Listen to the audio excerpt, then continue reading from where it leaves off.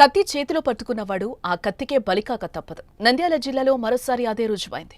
Rowdy sheeter Alluri Venkatasai alias కవ్వాసాయిని దారుణ హత్యకు గురయ్యాడు. హత్య కేసులు, హత్యాయత్నం కేసులో నిందితుడిగా ఉన్న కవ్వాసాయిని ప్రత్యర్థులు హతమార్చారు. మసీదుపురంలోని ఓ వెంచర్ వద్ద వెంటాడి మరీ కత్తులతో నరికి చంపారు. శుక్రవారం ఈ హత్య జరిగింది.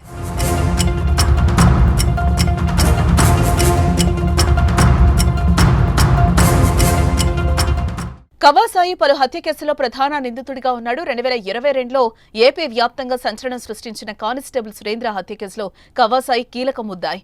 విధులు ముగించుకుని ఇంటికి వెళ్తున్న కానిస్టేబుల్ ను కవ్వాసాయి అతని గ్యాంగ్ కిడ్నాప్ చేసి చంపేశారు. ఈ హత్య అప్పట్లో రాష్ట్ర వ్యాప్తంగా సంచలనంగా మారింది. అలాగే మాజీ మంత్రి ఎమ్మెల్యే భూమా అఖిలప్రియ బాడీగార్డ్ నిఖిల్ పై హత్యాయత్నం కేసులను కవ్వాసాయి ముద్దాయిగా ఉన్నాడు.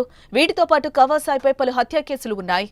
దీంతో పాత గొడవల కారణంగానే కవ్వాసాయిని హత్య చేసినట్లుగా తెలుస్తోంది.